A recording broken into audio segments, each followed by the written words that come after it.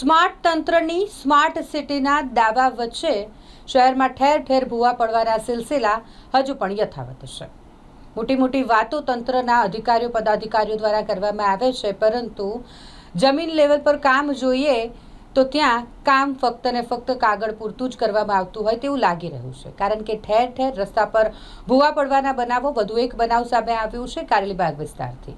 Karelibaug Amrapali apartment પાસે રસ્તા પર ભૂવો પડ્યો. ત્યારે સવાલ થાય કે આ સ્માર્ટ સિટી છે કે પછી ખતરનાક સિટી? કારણ કે અહીં પડેલા ભૂવામાં કાર ફસાઈ ગઈ છે અને જેના કારણે કાર ચાલક પણ અટવાઈ ગયા હોય.